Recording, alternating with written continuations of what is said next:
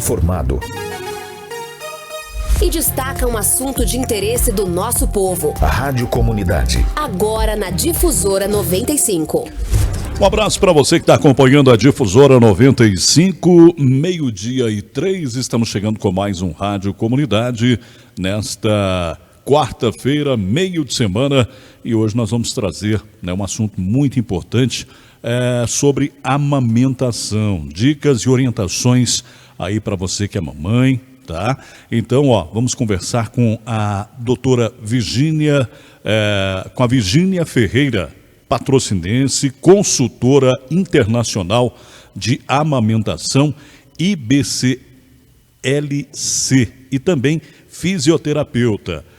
Vamos abordar com ela vários assuntos sobre esse tema de amamentação. Mas antes da gente conversar com a Virgínia Ferreira, vamos trazer o José Maria Campos com seu comentário do dia. Campos, boa tarde, seja muito bem-vindo.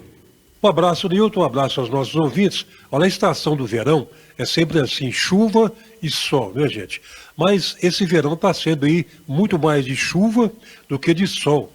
Causa de muitos transtornos aí, buracos nas rodovias e nas avenidas e ruas. E o veranico, né? Pausa de chuvas, não dá bem tempo para as operações de tapa-buraco. Causa de muitos acidentes que realmente nas estradas, no setor urbano e também, né, nas estradas rurais. E esse ano a coisa está mais intensa que em verões passados. De acordo com os ambientalistas, muitas coisas que andam acontecendo no clima é a devastação que o homem faz, né, gente, com a natureza, causando o desequilíbrio ecológico. E a natureza dá um troco, não é? Aos danos à natureza, um dos danos da natureza é autodestruição, né, da própria humanidade, dizem os cientistas. Mas nem isso serve de lição à humanidade, né, gente? Bom, por outro lado, registramos hoje pela manhã aqui na redação 2 reclamações da população. A primeira é sobre a atuação do PROCON municipal, que segundo os ouvintes reclamantes, o PROCON, que vinha tendo uma atuação bastante evidenciada na proteção do consumidor, de repente parou de atuar. E muitos perguntaram se o prefeito de Aeromar extinguiu o PROCON. Não, não extinguiu não, né, gente? O PROCON foi criado depois de muita luta da população por uma lei municipal. E pelo que sabemos, essa lei não foi revogada, não. Né? Então o PROCON de patrocínio ainda existe. O questionamento de hoje foi por 2 causas. A primeira é sobre a lista de material escolar, que até agora o PROCON ainda não apresentou uma pesquisa de preço, né, para os pais e também os alunos. E a segunda é sobre o aumento da gasolina, que entrou em evidência a partir de hoje, e querem que o PROCON fiscalize os postos de combustíveis para ver se o reajuste de 7,47% está mesmo sendo seguido pelos postos de combustíveis da cidade, né? Fiscalização que era feita no ano passado e agora parece, né, que não tem mais. A população continua aguardando as ações dessa importante instituição municipal, que é o PROCON. Fica então aí, né, a nossa observação para a administração municipal. Outra reclamação que surgiu também hoje pela manhã, aqui na redação, foi com relação ao portão que dá acesso ao Cristo Redentor, lá no Alto da Serra, né, que não está sendo aberto pela manhã. O Cristo Redentor, depois de uma revitalização, né, completa, feita pela atual administração, tornou-se um ponto turístico muito importante da cidade, né, bastante frequentado por todos. E agora, no período de férias, vem muita gente de fora e quer ir, né, querem visitar o local. No entanto, estão reclamando que o portão de acesso à Serra do Cruzeiro demora muito a ser aberto. Fica aí também mais essa observação, né, para a Secretaria de Cultura e Turismo do município. No mais, gente, a ciranda da cidade prossegue bem, né? E não pode parar. Obrigado a todos e até amanhã, se Deus quiser, com o nosso comentário do dia. Tá certo, Campos. Obrigado mais uma vez pela sua participação.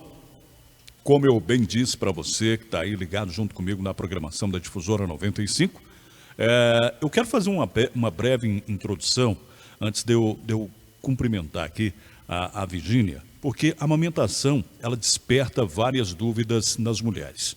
No entanto, para amamentar seus bebês com sucesso, muitas mães podem precisar de auxílio, de um período de aprendizado, né?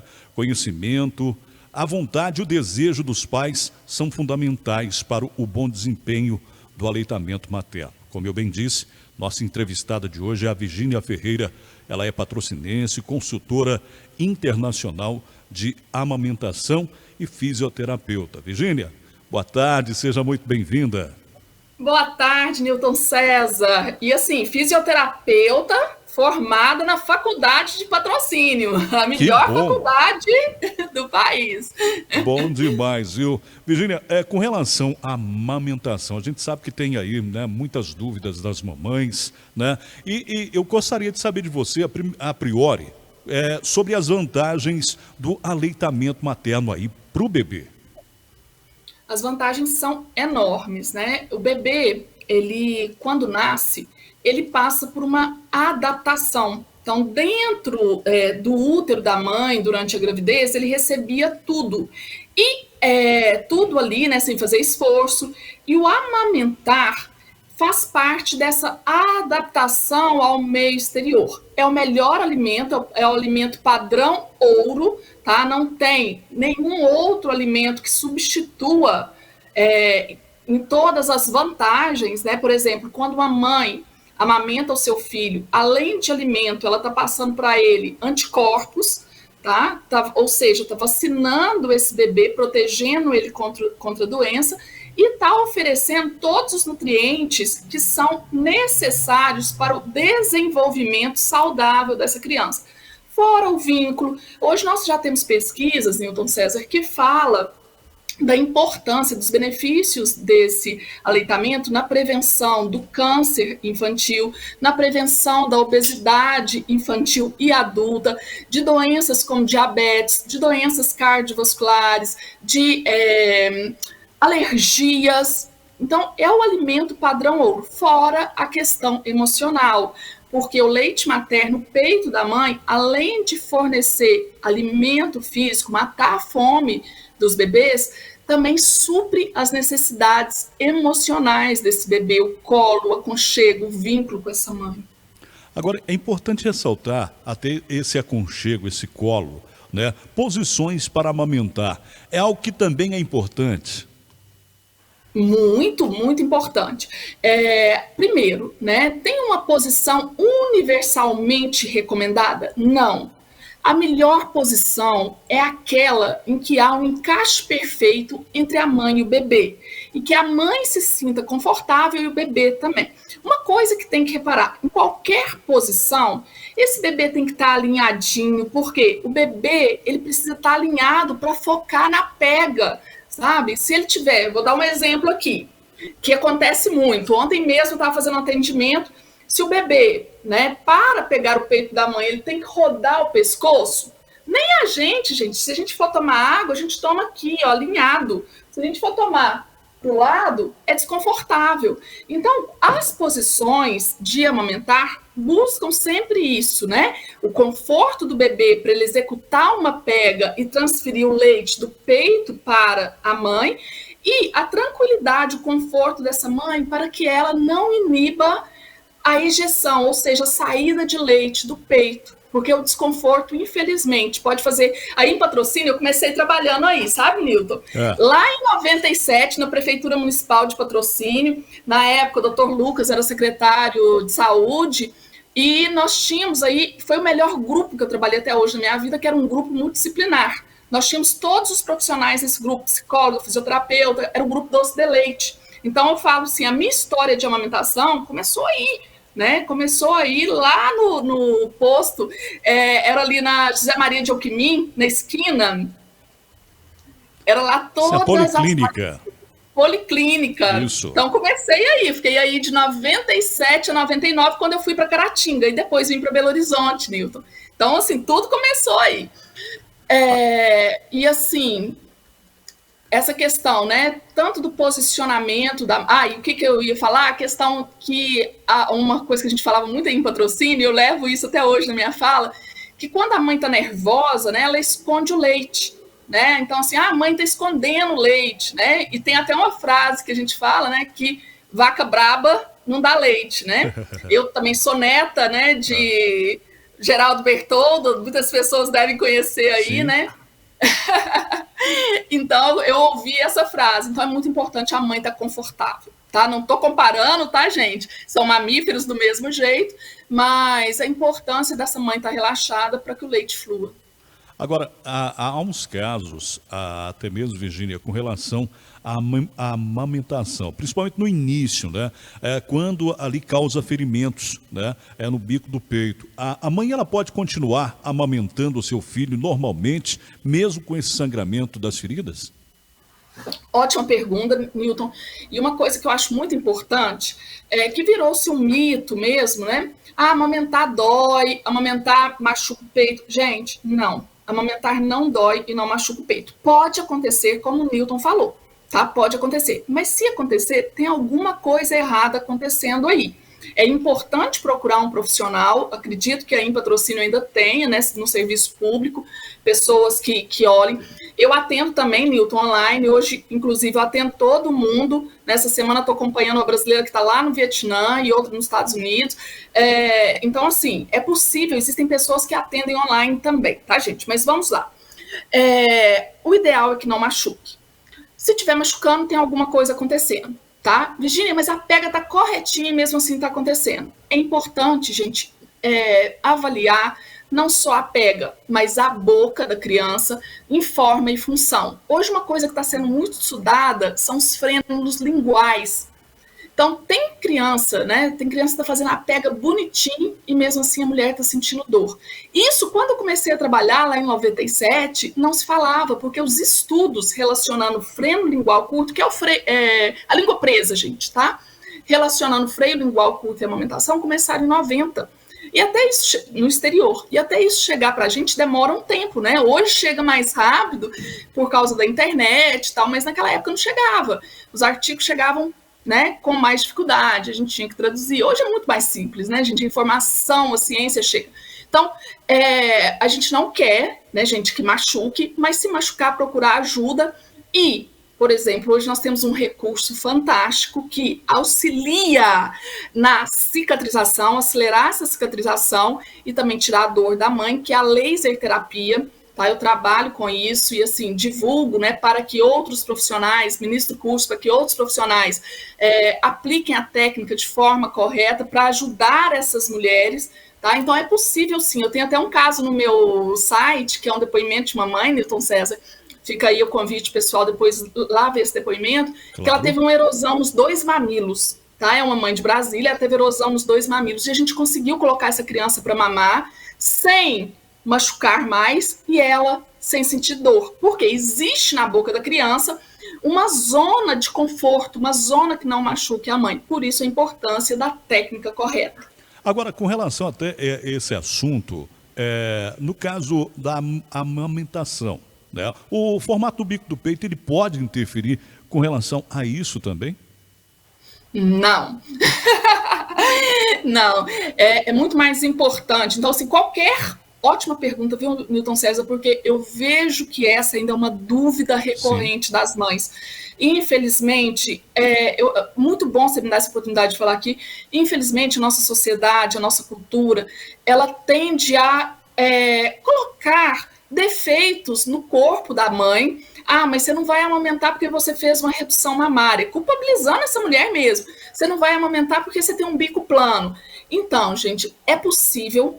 Tá? A amamentação, ela é um aprendizado para a mãe e para o bebê. O bebê não mamava dentro da barriga da mãe, né? E essa mãe, por mais que ela já tenha amamentado, ela amamentou outro bebê, outra boca. Então, é um aprendizado, tá? Em cada amamentação é um aprendizado para a mãe e para o bebê.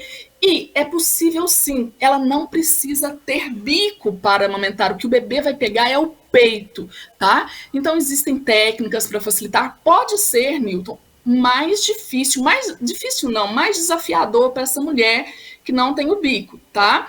Que tem um mamilo invertido ou um mamilo plano, mas com conhecimento, com informação, né, pontual, adequada, ela pode sim amamentar e amamentar com sucesso, sem dor, né, essa criança ganhar peso.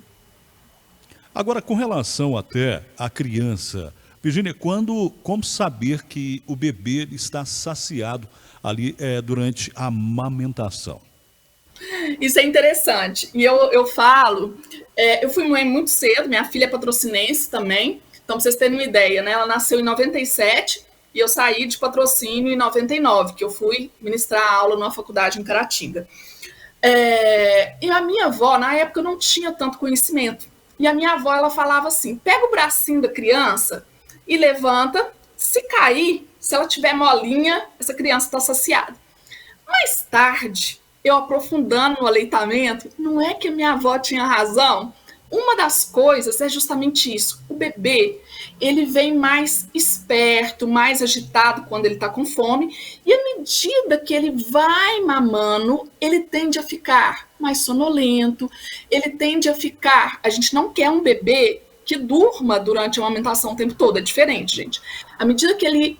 Durante a mamada ele ficou ativo, mamou, aí ele vai ficando mais sonolento, você pega a mãozinha... Outra coisa, o bebê ele tem padrão flexor, bebês têm padrão flexor. Então, assim, outra coisa, Nilton, aí em patrocínio, quando eu era mais nova, tinha uns tios meus que falavam assim, mão fechada, esse menino já nasceu pão duro desde cedo. Gente, não, todos os bebês têm padrão flexor, eles ficam com a mãozinha fechada. Aí, quando eles ficam saciados, eles abrem essa mãozinha. E é outra coisa que os antigos falavam, né? Bebê que dorme assim é bebê saudável, né? Ou seja, solta o corpo. Mas tem outras formas da gente ver se esse bebê realmente está mamando bem. Quais são essas formas? Olhando as eliminações desses bebês. Gente, é isso mesmo. O que eu mais recebo, se vocês forem abrir meu WhatsApp, que o que eu mais recebo é foto de fraldinha de bebê. Tanto de cocô quanto de xixi. Então, em 24 horas, essa mulher, né, a mãe, olhar como que tá o xixi e o cocô do bebê é muito melhor do que peso, tá? Porque o peso pode aí, né, variar tudo, né? Então, a gente fala que é importante acompanhar a curva de peso desse bebê, a curva, né, que está ascendente, mas também olhar para as eliminações. Então, por exemplo, né, quando tem o colostro, que é leite, tá, gente? Que é leite. Então, assim, outra pergunta, se eu puder falar aqui, Nilton, que muitas mães fazem. Virgínia, o que eu faço? O que eu dou para o bebê até o leite descer? Porque a gente sabe que o leite desce, a pojadura, o leite desce geralmente 48 horas, até aí o terceiro, quinto. Passou do quinto dia, já é uma pojadura, uma descida de leite tardia, tá? Mas o que oferecer para o bebê enquanto não tem leite? Enquanto você não tem leite, você tem colostro, e o colostro é a primeira vacina do bebê, ele é laxante, ele que vai fazer eliminar ali todo o mecônio, né, que são as primeiras fezes, que é parecido com uma graxa bem escura, tá? Vai ajudar esse bebê não ter icterícia, então vai ajudar na maturação intestinal. O colostro é extremamente importante, tá, gente? Só que eu falo que é tão bacana, o colostro é pouca quantidade, mas o estômago do bebê também é pequeno nos primeiros dias, então casa, a conta fecha, tá? Só que, por estômago ser pequeno, vai esvaziar rápido, e esse bebê vai ter necessidade de vir várias vezes ao peito. E isso vai ajudar na descida do leite, porque o que ajuda na descida do leite é justamente o bebê sugar o peito, a qualidade dessa sucção, né? Então, nos primeiros dias vão ter menos fraldinhas, o cocô vai ser mais escuro. A gente quer mecônio somente até o 5º dia de vida. Depois do 5º dia, a gente já quer um cocô verde, depois para amarelinho. Aí, gente, assim, pessoal que tem nojo, tampa os ouvidos agora, né? Eu falo assim, o ideal é o cocô ficar parecendo a canjiquinha, amarelinho, tá? Mas assim, cocô de bebê, né, cheira flores, né, gente? Então, quando tá no peito, hein?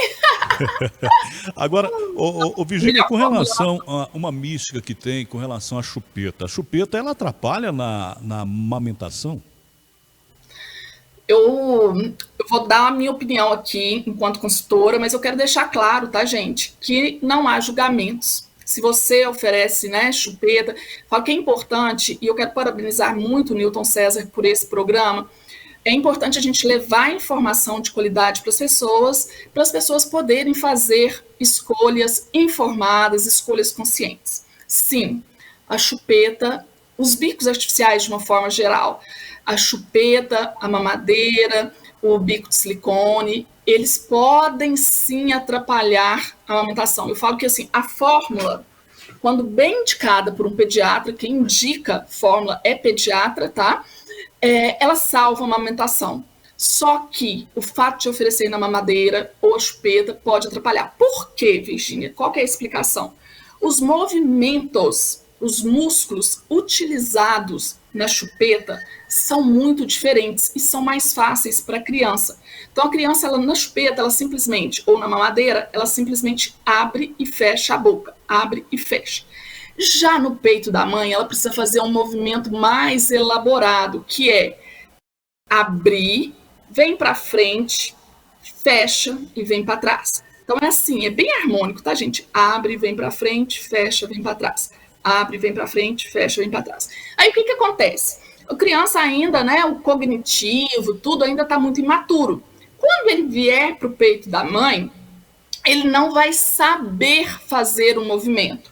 Tem até uma denominação para isso, que muitos que estão ouvindo aqui devem ouvir, né, confusão de bicos, mas hoje a gente sabe que não é propriamente uma confusão, né? Ele vem para o peito querendo fazer o movimento mais fácil que ele fazia na chupeta. E fora isso, tem outras coisas. A chupeta, ela faz o bebê omitir refeições, porque cansa essa musculatura. O bebê, ele fica sonolento, e na hora que vai mamar no peito, ele dorme, ele, né, tá cansado, então ele acaba omitindo refeições. O bebê deixa de estimular o peito da mãe, deixando de estimular, a gente sabe que o que faz produzir é o estímulo, vai diminuir a produção e, consequentemente, esse bebê vai ganhar menos peso, tá? Agora, você citou durante, né, a sua explicação sobre a situação da língua presa. Ela pode interferir na amamentação? Sim, sim. Então, hoje faz parte da avaliação de um consultor de amamentação e deveria fazer parte de todas as maternidades, tá? O bebê já sair com essa avaliação, que é o teste da linguinha. Desde 2014 é uma lei, não sei como que está aí na nossa cidade, mas infelizmente, tá, gente, não acontece ou acontece de forma errônea aqui onde eu estou hoje, tá? Então eu pego muitos casos que saem como não tem freno, na hora que a gente vai avaliar tem um freno que está impactando. Deixar claro que nem todas as línguas presas impactam na amamentação. Nós fazemos as avaliações para ver. Geralmente, quando que impacta? Gente, eu estou falando isso baseado num protocolo norte-americano da ABM, que é Academy of Breastfeeding Medicine, tá? Que fazem todos esses protocolos. Então, assim, eu prego muito isso, a amamentação baseada em evidências, né? Porque além de consultora, sou professora, né? Eu formo e atualizo profissionais consultores de amamentação. Então, deixar claro que existem protocolos para isso e essa é a recomendação mundial. Então, quando que estaria impactando na amamentação? Vocês que estão ouvindo aí, né? Se essa linguinha está impedida, né, de movimentar, né, de fazer esse movimento que eu acabei de fazer aqui, né? Porque isso é a mandíbula e a língua acompanhando, abrir, vir para frente, fechar e vir para trás. Se ela não está conseguindo, se ela está presa a tal ponto que não está conseguindo extrair o leite do peito da mãe, com isso, o que a gente vê no bebê? Ele não está ganhando peso e está machucando o peito da mãe. Então, impacta dessas duas maneiras. São amamentações que a gente ouve estalidos, que a criança fecha a boca, né, não consegue manter uma abertura boa de boca, dentre outras coisas, além de ser uma amamentação muitas vezes dolorosa para a mãe. Mas nem todos os frenos linguais, né, impactam a amamentação. Então, por exemplo, vou até falar isso na rádio, quem sabe isso chega até a pessoa. Eu, quando dou o curso de frenos linguais, Newton César, eu sempre passo um vídeo do Luiz Carlos, do Raça Negra, cantando aquela música É Tarde Demais. Eu falo que, assim, ou ele não amamentou na mãe dele, ou a mãe dele foi uma dessas mulheres que sentiu tanta dor que acabou propagando aí que a amamentação dói, que é a pior dor do mundo que a gente ouve. Tá? Então, assim, a gente tem que ver realmente o que aconteceu. Morro de vontade de fazer um peitocast, porque eu tenho, tá, gente, um podcast da amamentação real. Morro de vontade de fazer um peitocast com a mãe do Luiz Carlos, para ouvir isso dela, né? Agora, com relação a uma dúvida frequente aí das mamães, e aí eu até te questiono, com relação ao leite materno, quando saber se ele é suficiente ou não para o bebê? Então, o peito não veio, né, com ali a quantidade, sim, né? A melhor forma da gente saber se esse leite é suficiente é olhando o bebê. Se o bebê tá saudável, tá? Ele tá acompanhando a curva de crescimento, ali a curva, né, de desenvolvimento, a curva de peso, tá? E se o bebê tá tendo eliminações, então a melhor forma é olhando o seu bebê. Tá? Não tem isso assim, nossa, meu peito tá cheio, tá? Meu peito, eu lembro de ouvir muito aí, eu cresci, né? Ouvindo, não, aquela mulher é uma vaca leiteira. Gente, não existe isso. Tamanho de peito não mede produção de leite. Tamanho de peito não mede produção de leite. Então, hoje a gente estuda muito sobre hipogalactia, são mulheres que têm menos leite que o bebê necessita. Temos, né, isso que você acabou de falar, né, aquela mulher que tem a quantidade de leite, né, que o bebê precisa, o ideal, e temos mulheres que têm hipergalactia, elas têm um excesso de leite, têm mais leite, e hoje está muito comum, com esse advento das bombas, né, nós temos aí várias mulheres, né, mesmo sem orientação, gente, porque eu falo, né, a bomba é para ser usada mediante orientação, não é sempre, porque é um estímulo maior. Tem mulheres, eu falo uma frase minha, Nilton, nem tudo é para todo mundo, nem tudo é para todo mundo. Ah, mas a minha vizinha fez a bomba, foi ótimo, foi bom para ela, você não sabe o que você pode fazer, né? Se você tem muito leite, você não pode fazer. E a questão, a gente às vezes acha assim, né? Ah, mas tem muito leite, é muito bom, né? Não é não, gente. Se a mulher tem mastite de repetição, ducto obstruído de repetição, a criança engasga no peito, a criança pode tossir durante as mamadas, pode ter refluxo. Então, assim, eu falo que tudo bom é o equilíbrio, né? Então, a forma de se avaliar é olhando para a criança, tá? Não é bombeando esse peito e ver a quantidade, isso não é medida de produção. Agora, quais as maiores dificuldades que as mamães relatam aí e vivenciam no dia a dia sobre essa situação de amamentação para você, Virgínia? Olha, os primeiros dias são muito desafiantes, geralmente os 10 primeiros dias, né, porque é de aprendizado mesmo, a dor, as fissuras e algumas intercorrências como mastite, o empedramento, né, que é o engurgitamento, né? A questão da adaptação quando o leite desce, que é a pojadura, são os maiores. A gente sabe que as maiores causas de desmame precoce, aquela mulher que não consegue, né, continuar a amamentar e acaba desmamando o filho precocemente, é a dor e Sim. alguns desses problemas aí. Agora, até com relação a essa situação, né, da mamadeira, as formas utilizadas acabam fazendo com que a criança ela não pegue mais o peito, deixando aí o leite materno. Qual a orientação que você passa para as mamães com relação a isso? Então, a gente precisa desassociar nessa questão que a suplementação, né, quando precisa dar um volume de leite, que pode ser também o leite do próprio peito, tá, gente? A OMS fala isso, que quando é preciso suplementar, a primeira escolha é o leite da própria mãe, tá? Ou a fórmula, quando é indicada pelo pediatra, mas a primeira coisa, vamos ver se essa mulher tem leite? E aí, precisou dar? Esqueçam, gente, mamadeira foi uma invenção, né? Foi uma invenção. Como que eu posso oferecer? A recomendação do Ministério da Saúde é no copinho. Aquele copinho, gente, de pinga mesmo, tá? Aquele copinho pequenininho de vidro, aqui a gente chama, né, o mini lagoinha. Ou o copinho, ou a colher dosadora. A minha não tá aqui agora, a colher dosadora. Ou se não, gente, o melhor ainda, que inclusive é a recomendação da ABM, que eu falei anteriormente para vocês. A sonda através da translactação ou relactação, ou seja, colocar a sonda no peito, uma sondinha número 4, sonda uretral mesmo, tá? Número 4 ou número 6, quando é recém-nascido, até 3 meses a gente usa número 4, tá? É colocado no peito da mãe e, gente, no meu Instagram tem várias fotos de relactação e translactação, eu devia ter deixado aqui perto para mostrar para vocês.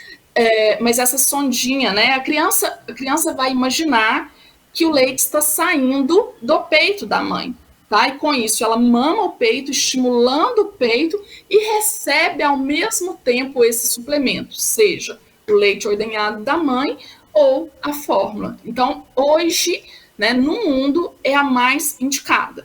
Mas se a mulher não se adaptar a essa forma, que não sejam oferecidos bicos artificiais. Então, pode ser, né, no copinho, tem vídeos, tá, gente, no YouTube que ensinam a oferecer o copinho. A criança, a gente não vira o copinho, porque eu sei que muitas avós têm medo de engasgar a criança, né?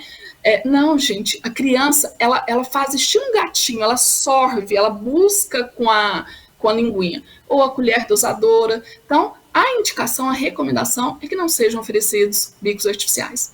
Até quando a mãe deve amamentar seu filho? Ô, Virgínia, muitas mães têm essa dúvida, né? Até quando? Até quando ela quiser. A recomendação da OMS, Organização Mundial de Saúde, é aleitamento materno exclusivo, só o peito, sem água, sem chá. É importante a gente falar, né? Porque nós estamos numa cidade do interior, ainda existem os mitos do chá. Gente, chá, água, ocupa o espaço da mamada e não tem os mesmos nutrientes que o leite materno tem. Então, nada, nos 6 primeiros meses, pode estar o calor que for, nada de água, nada de chá, só peito. Então, OMS, 6 primeiros meses, só peito, aleitamento materno exclusivo, e até os 2 anos ou mais, tá? O leite, né, o peito com a complementação de outros alimentos. A partir de 6 meses entra com os alimentos sólidos. O leite materno é o principal alimento até 1 ano de vida do bebê, tá? E aí, essa pergunta eu respondi assim, porque eu considero isso mesmo, a escolha da mãe. Tá? Essa mãe ela vai amamentar até quando ela quiser, até quando for prazeroso para ela, mas o ideal que seja depois dos 2 anos ou mais. A gente sabe que um desmame natural, aquele guiado pela criança, ele pode acontecer, tá, gente, a partir dos 2 anos e meio, mas na literatura a gente tem relatos de crianças que desmamam com 4 anos, 7 anos, tá? Depende muito aí, porque a gente sabe que o aleitamento materno ele não supre só as necessidades físicas, também as necessidades emocionais. E existe, né, quando a mãe quer deixar de amamentar antes do bebê, que esse desmame seja respeitoso com a participação do bebê, tá? Que não gere traumas nem para a mãe, nem para o bebê, tá? Então, assim, de uma forma bem respeitosa mesmo. E nada, tá, gente? Vou aproveitar esse espaço que o Newton tá me dando. Nada de passar pó de café, nada de falar que a lagartixa passou no peito, tá? Nada de levar para casa da avó e ficar 7 dias, tá? Isso aí, eu falo que o meu desmame, Newton, quando a minha filha hoje tem 25 anos, o meu desmame foi super traumático, eu não tinha as informações que eu tenho hoje. E hoje nós temos, né, formas. Só que essa mulher tem que lembrar que quando ela quer desmamar antes da vontade do filho, né, antes do desmame natural, ela tem que lembrar que o desmame não vai fazer com que a vida fique mais fácil, não vai fazer ela dormir a noite toda, né? Porque a amamentação é só uma fatia do bolo, né? A maternidade ela é muito mais ampla. Essa criança ela não acorda só por causa do peito, né? Porque muitas vezes é importante a gente falar isso aqui, alinhar isso aqui, porque muitas vezes a gente acha que o peito é o culpado de tudo. Não, o aleitamento materno não é o culpado de tudo. Se essa mãe tiver apoio, ajuda para as outras tarefas, vai ficar muito mais leve. Deixa eu só passar para você aqui um abraço da Márcia Barbosa, ela que está dizendo o seguinte: parabéns à Virgínia pelas informações, foi ótimo trabalhar com ela e toda a equipe aqui em Patrocínio, ela trabalhou com você. Sim, eu lembro da Márcia, super querida, abração, Márcia. Ô, Virgínia, queria te agradecer, tá, por participar com a gente, por orientar as mamães aí, né, com relação aí à amamentação. Obrigado mais uma vez pela sua participação com a gente. Esperamos que você possa voltar a participar com a gente aqui na programação da Difusora 95. Newton César, eu que agradeço, estou sempre disponível. É um prazer falar para todos os patrocinenses. E eu posso mandar um beijo? Fique à vontade. Eu me senti no programa da Xuxa, só que não é da Xuxa, é do Newton César. Quero mandar um beijo para os meus familiares, né, para os meus tios que ainda estão aí em Patrocínio, a tia Márcia lá na Arthur Botelho, o Tinandão. Você conhece o Fernando, pai do Felipe, que trabalhou com vocês? Sim. O Nando e a Lala e a tia Beth lá na Professor Olímpio, todas as minhas colegas do Colégio Normal, e todos os patrocinenses que, assim, gente, por onde eu vou, eu levo vocês no coração. Obrigado mais uma vez pela sua participação com a gente. Rádio Comunidade conversou com a Virgínia Ferreira, patrocinense, consultora internacional de amamentação e fisioterapeuta, falando sobre as dicas aí e orientações sobre a amamentação. Rádio Comunidade fica por aqui. Amanhã, José O José Antônio estará de volta no comando aí do Rádio Comunidade e a gente volta numa nova oportunidade, se assim Deus nos permitir. Grande abraço a vocês. Vem aí o Felipe Rodrigues trazendo o Show da Tarde e eu retorno às 3 com o Cheiro de Terra. Até lá, fiquem com Deus. Tchau, tchau.